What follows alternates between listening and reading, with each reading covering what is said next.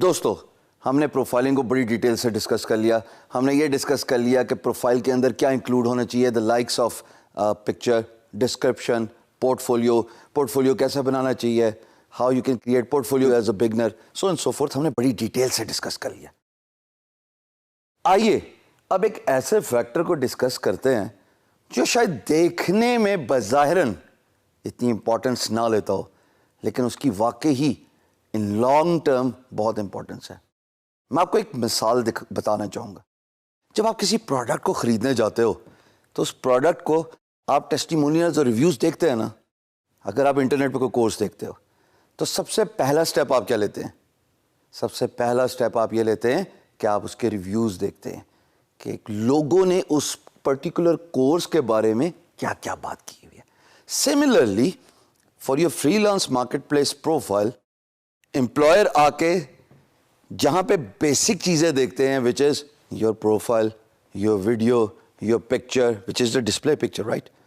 साथ साथ वो आपके फीडबैक भी देखते हैं कि प्रीवियस एम्प्लॉयर्स ने इस फ्रीलांसर को कैसे रेट किया हुआ है। जब भी आप कोई काम ख़त्म करते हैं ना, मिसाल के तौर पे मैं एक लोगो डिज़ाइनर हूँ और मैंने $100 का एक प्रोजेक्ट ख़त्म कर दिया, एम्प्लॉयर भी खुश, मैं भी खुश, जेब में मेरे आ गए पैसे, बोथ आर हैप्पी। अब प्रोजेक्ट ख़त्म करने के बाद एम्प्लॉयर का एक काम और होता है, और वो होता है आपके काम पे फीडबैक देना। यानी कि मैंने जो भी काम किया है ना, उससे रिलेटेड अगर एम्प्लॉयर खुश है तो वो मुझे 5 स्टार फीडबैक देके उससे रिलेटेड डिस्क्रिप्शन लिखेंगे कि yes, Hisham is a great designer, Hisham has worked hard, Hisham has met deadlines, Hisham has got great communication skills. यही 4 बातें होती हैं बेसिकली फीडबैक की, but it varies from freelance marketplace to freelance marketplace. That's fine, nothing wrong about it. लेकिन इस feedback का दोस्तों फ़र्क क्या पड़ता है? देखिए, इस फीडबैक का फ़र्क ये पड़ता है कि आने वाला एम्प्लॉयर यानी कि न्यू पोटेंशियल एम्प्लॉयर आपके प्रोफाइल में 3 चीज़ें जान लेता है। एक, योर क्रेडिबिलिटी, भाई ये बंदा ठीक है, इसको प्रीवियस लोगों ने भी काम करवाया, इसको अच्छी फीडबैक दी, ठीक आदमी है, let's talk to him regarding your business. Credibility के बाद आता है सस्टेनेबिलिटी। अब सस्टेनेबिलिटी क्या है? सस्टेनेबिलिटी ये है कि इसको एक फीडबैक मिली थी 2015 में, फिर इसको फीडबैक मिलती रही है 2016 में, फिर इसको फीडबैक मिलती रही सारे 2017 में, आगे चलते रहे जितने भी साल हैं। इसका मतलब ये सालों साल से काम कर रहा है। This guy knows his work, employer को खुश रख रहा है। So sustainability is the second important thing. Third important thing is your reputation.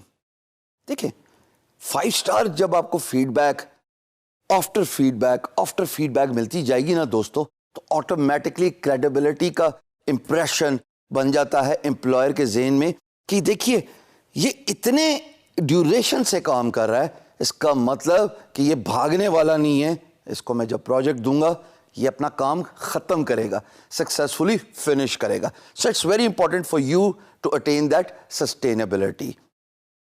And fourth and important thing is trust. अब आप पूछेंगे ट्रस्ट का क्या लेना देना सारी फीडबैक में?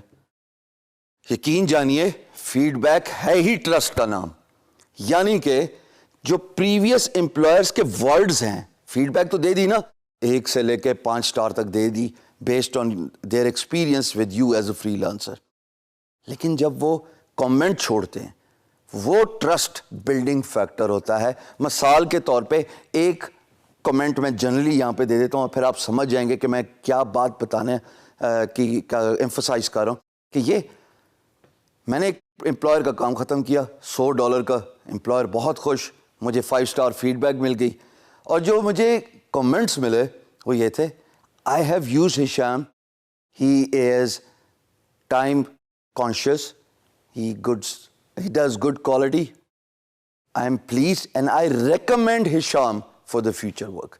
जब ये बात हो जाएगी कमेंट सेक्शन में, ऑटोमेटिकली आपकी credibility, आपकी sustainability, आप पे trust, automatically आने वाले employers का build हो जाएगा. So whenever you successfully finish a project, it's your responsibility to request your employer to give you honest feedback, because feedback is that review system which would build the trust for future employers. I hope that makes sense to you.